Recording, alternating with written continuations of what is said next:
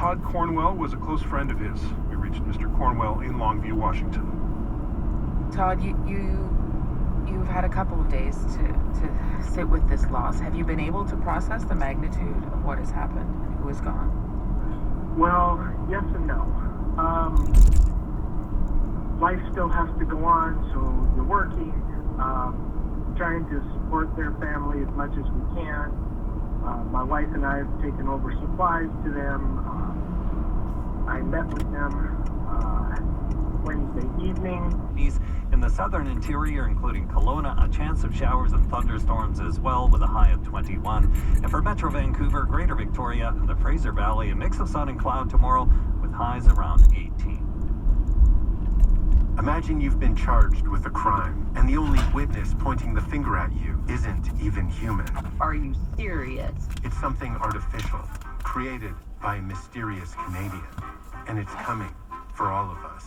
A life-defining technology. Crime as we know it will never be the same. I'm like, oh my God, he's lying. From CBC's Uncover, The Expert Witness. Available now on CBC Listen or wherever you get your podcasts. Hello, I'm Neil Kirksall. Good evening. I'm Chris Howden. This is As It Happens.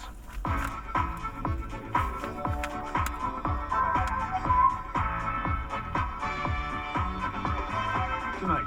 Striking home, Romania's foreign minister says there is no doubt in her mind that an armed Russian drone hit an apartment building in her country and believes NATO must respond forcefully, even if it was an accident. Daughter of a revolution, the daughter of former Cuban President Fidel Castro, has lived in exile for decades, and Elena Fernandez is very hopeful that this U.S. administration will bring about regime change in her homeland. In the dark, Gilbert Bernal was among those killed in this week's deadly chemical tank implosion in Washington state. A friend tells us he still doesn't know how it happened. Shock and awe. Hundreds of volunteers team up to restore the CERN IBIS giant, an enormous, centuries-old chalk figure carved into the Dorset countryside. Contender-hearted, Senegal's national soccer team has a serious shot at winning this year's World Cup, a dream fans are finally daring to believe could come true. And giving us the brush-off, baseball superstar Bryce Harper weirds everyone out by posting a video documenting his morning routine in which he applies the toothpaste directly to his tongue. As it happens, the Friday edition, radio that finds that a refreshing change of pace.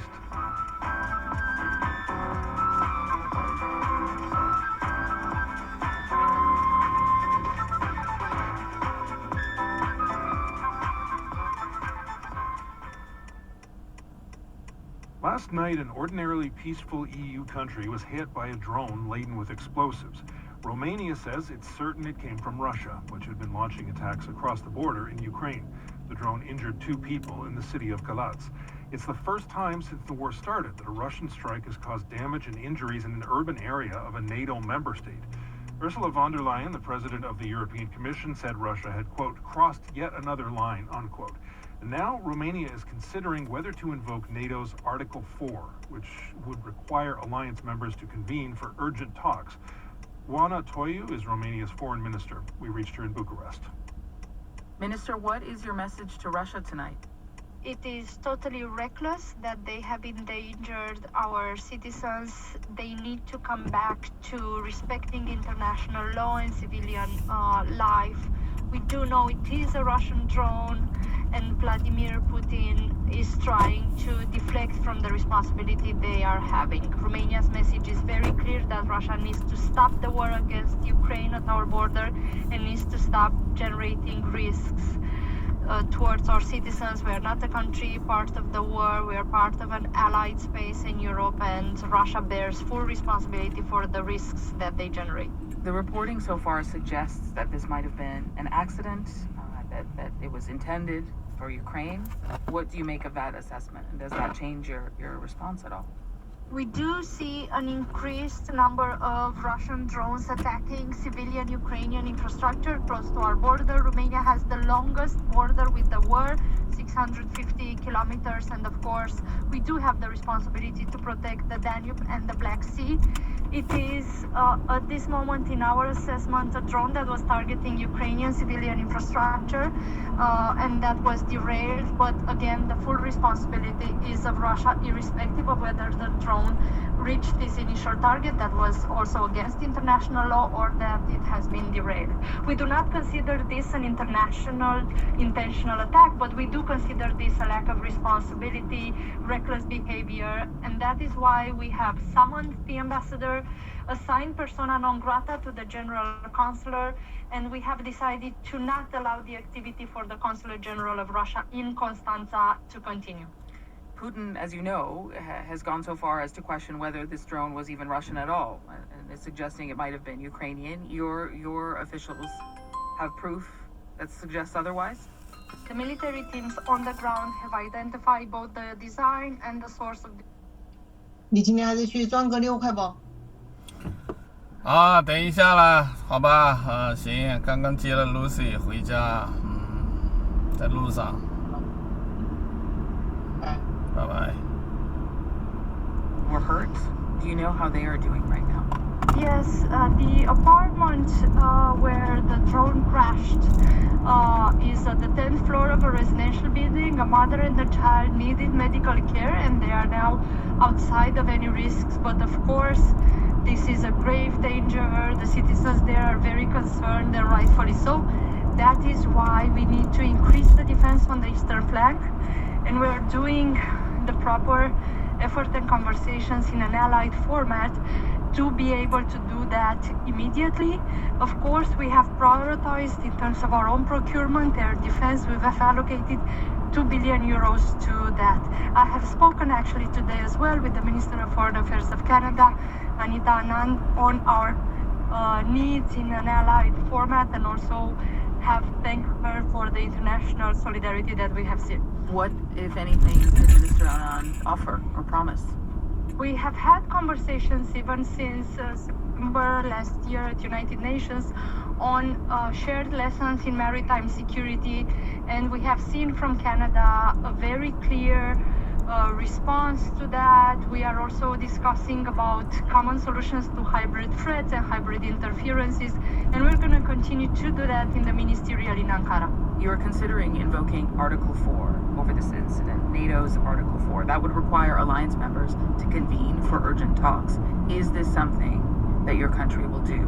We do have a planned conversation at NATO on the needs to strengthen the eastern flank. We did have this analysis discussed with Sakir, the commander in Europe, and we do expect that we do have a common planning with the allies. This is something ongoing and very clear. In that sense, you're going to see in a number of days this consultation happening at the NATO level. We did not take the decision in the National Security Council today to trigger Article 4, but we did take the decision to intensify the allied consultation and the common planning in terms of air defense and deterrence. Why did you hold back from taking that step at this stage? We did have a pre-planned consultation in the NATO format on the maritime security and the eastern flank, and we have decided to use that.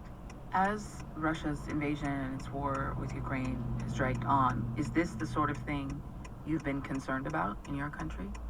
Yes, it is clearly a concern, and that is why we are contributing in international coalitions to support the resilience of this country that has been attacked without provocation, and that is why we do believe there is a need of increased pressure in terms of packages of sanctions to reach a peace at our border.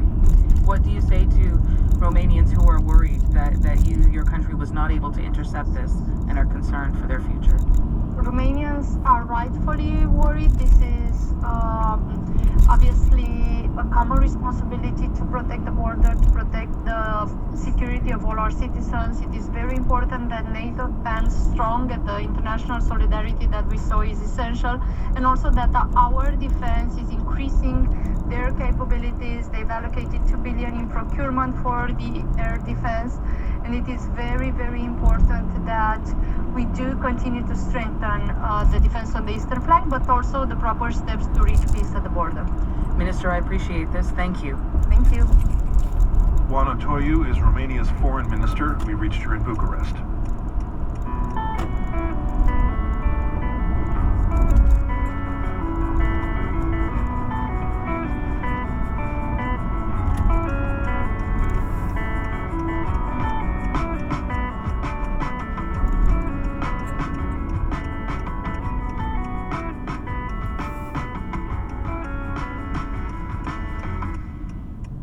Officials are calling it the deadliest industrial tragedy in the modern history of Washington state. First responders are expecting to find no survivors at the paper mill in Longview, where a chemical tank imploded on Tuesday. As we told you then, a massive industrial storage tank filled with hundreds of thousands of liters of a toxic chemical called white liquor imploded. 11 people are likely dead, and the first victim to be identified was 52-year-old Gilbert Bernal. Mr. Bernal worked as an instrument technician at the plant for nearly 15 years. He was a husband, a father, and a grandfather. Todd Cornwell was a close friend of his. We reached Mr. Cornwell in Longview, Washington. Todd, you've had a couple of days to sit with this loss. Have you been able to process the magnitude of what has happened and who is gone? Well, yes and no. Life still has to go on, so you're working, trying to support their family as much as we can. My wife and I have taken over supplies to them. I met with them Wednesday evening. And how is the family doing? As well as could be expected. Of course, there is a ton of grief. But as Christians, we do have a hope for the future because we know that He had that hope as well. Our listeners may remember our conversation with a former worker from that plant on Tuesday after the implosion. We know Gilbert and the others, there was a shift change. They had just come in for that change, and the tank imploded in the morning. Just about 15 minutes after. Folks arrived. When did you find out something was wrong? I found out about 9:45-ish. My wife called me. I was at work, and she called me as one of the leaders of our small group ministry, which Gilbert and his wife were a part of, hey, you need to come home. Gilbert's in the hospital. There was an accident. They don't know if he's going to survive. That's all they had told anybody at that point in time, first thing in the morning. And so I let everybody know, and I left. I got up there, and just as I got up there, about 10:45, the pastor, Jim John, was coming out of the hospital, and they just told him that he was dead. So instead of praying for healing, we were praying for comfort for Gilbert's family and healing for anybody that was injured, because we did know that there was a bunch of people injured. So sorry for your loss, Todd. We know as you said, he had survived. He was alive when he was being taken to the hospital in critical condition. His daughter Giovanna told a local news outlet that, as her dad always was, even under those circumstances, he was very calm. Do you know what kinds of injuries he sustained? I do not. I was not told. I am not privy to any information. I don't even know if the family's been told exactly, I know they're still waiting on answers of a bunch of stuff. What kinds of questions do you still have as someone who lives in this community and knows at least one of the people killed? Well, just because I'm part of the community, even if I didn't know anybody, I'd want to